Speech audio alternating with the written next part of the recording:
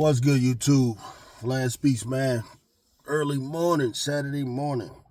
I got some content coming out, man. Like I said, last night was Eagles, man. So, um, that's all I was able to put out last night. I haven't watched anything else. Haven't had a chance to do that. But this morning, the priority, I'm gonna go ahead and watch that Chicago Sky versus the Sparks game. Of course, I know the Sky won. That's good for them. Right now, this is the home stretch, and it's going to be like a dogfight all throughout for the AFC. You got Atlanta, you got Washington, you got Dallas as a possible dark horse. So really, they need to rip off a win streak. You know that's probably the only way to guarantee it. Got some easy games coming up. Definitely a few tough ones.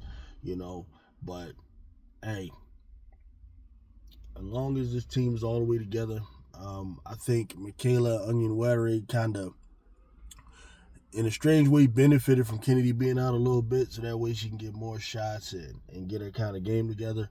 And now that Kennedy's back, if you can get those two playing well, as well as Camilla and Angel, I think they have a shot to definitely secure that eighth spot. It's not likely they'll catch the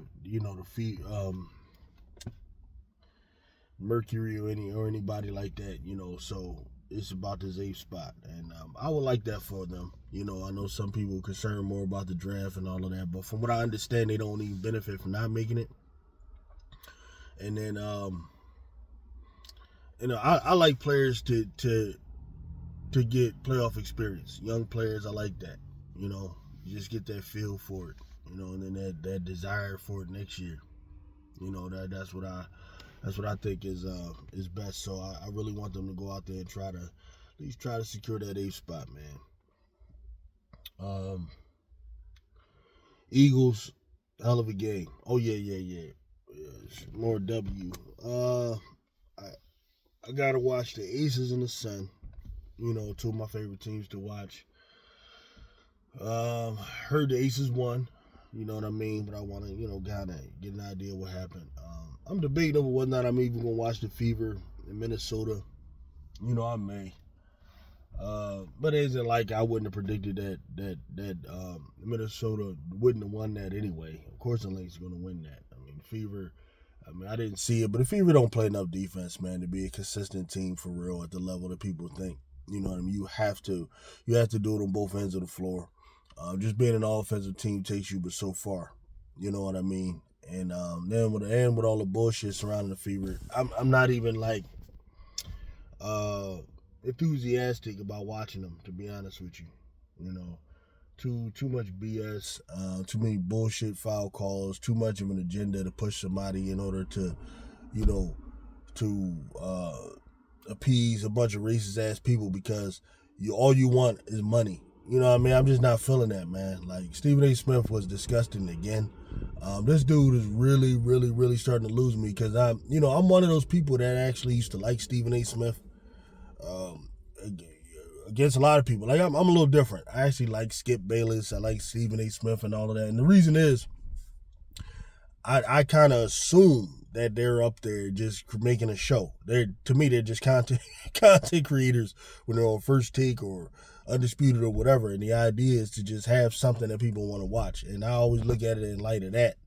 But Stephen A. Smith here, man, when you talk about serious issues and real socio-political stuff, man, he needs to shut the fuck up. You know what I mean? Right now, he's just looking like a lapdog, for some money-hungry people that are only looking to just profit, off of a bunch of idiots who don't know basketball and who want to support a particular player that they think embodies, what real basketball is. So this is what we're dealing with. So I know they're going to do that. And, it was interesting, man, that damn Glazer, Nancy Lieberman, who had mentioned that, Caitlin Clark should be accepted and not tolerated. You understand? Because I think that's the word that actually sums up the way a lot of the players feel. Players who've been there for a while, who are doing their thing. No, they got to tolerate this girl. Why? Because she's coming in with this overhyped game.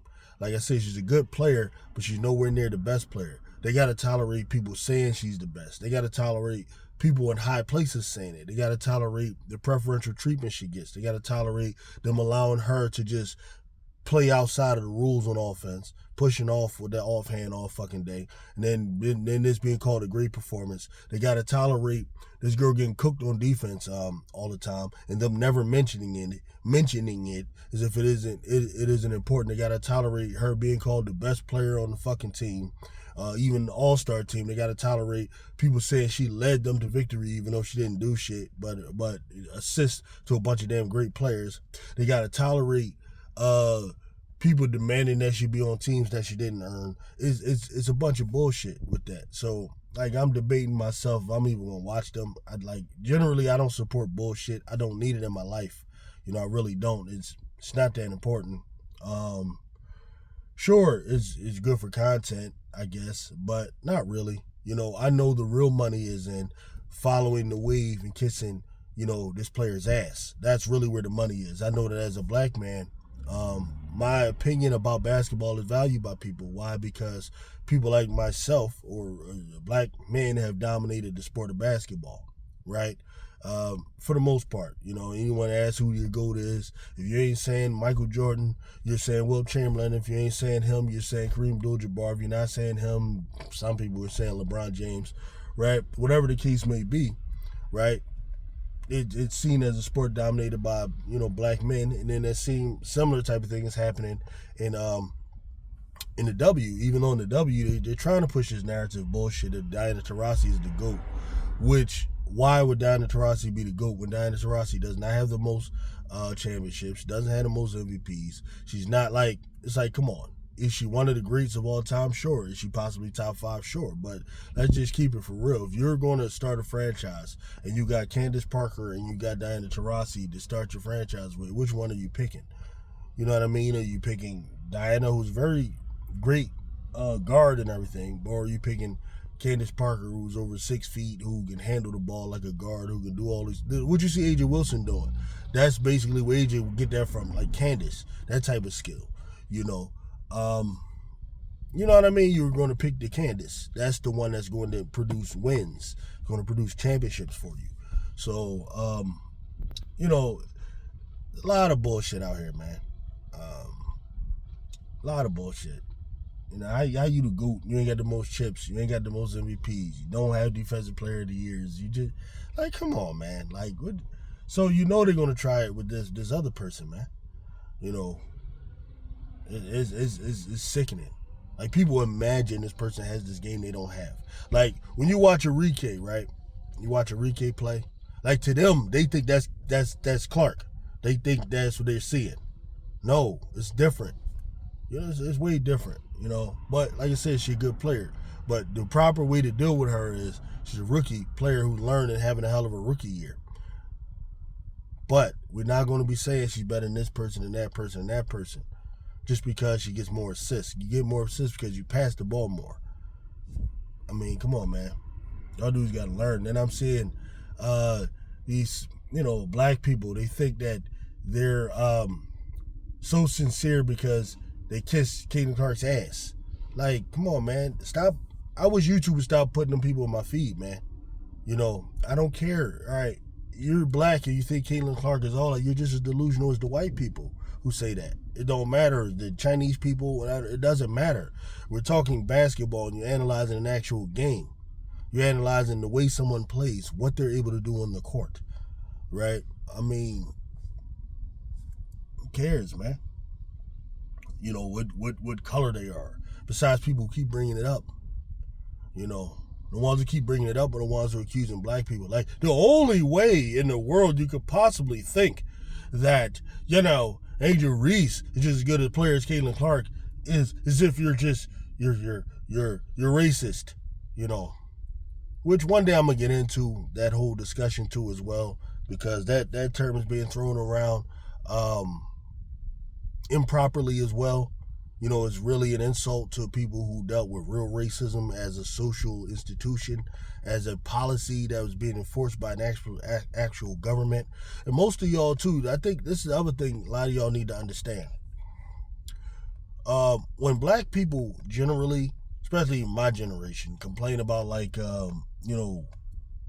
discrimination and racism. Most of that stuff is aimed towards the government, the history of the government and the way they were. It's not like just the rank and file common white person, because the rank and file common white person, some of them have connections to first of all, most of y'all ancestors weren't slave masters anyway, because you was poor and broke, right? Most people that owned slaves and stuff like that were rich people who owned a whole bunch of land and owned whole plantations and stuff like that.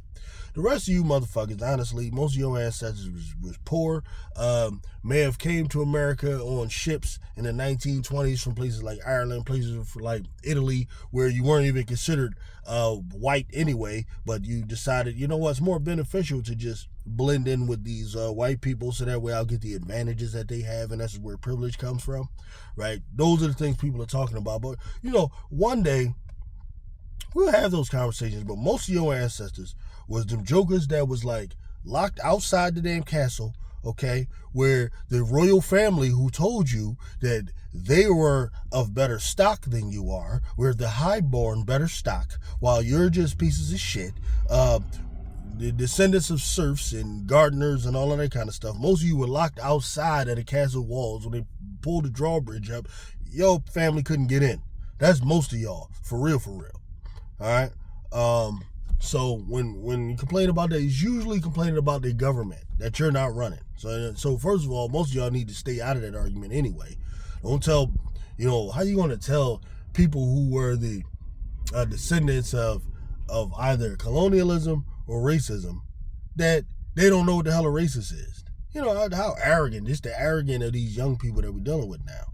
It's just crazy. It seems like every generation, because your parents ain't passing down to you, the truth of things, every generation you gotta educate a whole nother crop of people, and then got some of you Negroes who parents didn't teach y'all about your history. Most of y'all don't know the difference between, Booker T. Washington's style of leadership and W.E.B. Du Bois' style of leadership.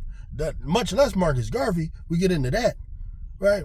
Most of y'all don't know what black nationalism is or the history of it or anything.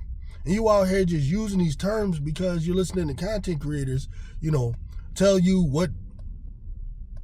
Yeah, listen, let me chill. I did not mean to start talking about this, but that's how divisive this player, the nature of this player's presence is. It's that damn divisive. We start getting into shit that ain't got nothing to do with basketball. I swear to God, we weren't talking about none of this stuff with basketball over the last umpteen thousand years. But all of a sudden, this is what it is. And then Stephen A. Smith. Stephen A. Smith, bro, you going out real sad. You're going to have money, but you're going out real sad, bro, as far as your legacy.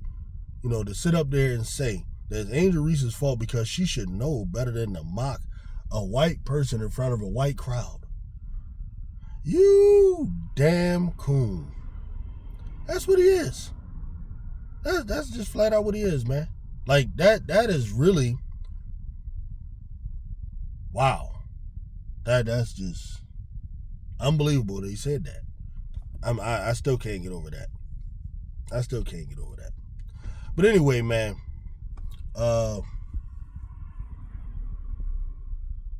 we got I gotta review the Sky. I gotta watch them. Gotta watch the Aces. I might watch the Fever, Minnesota, maybe. I don't know.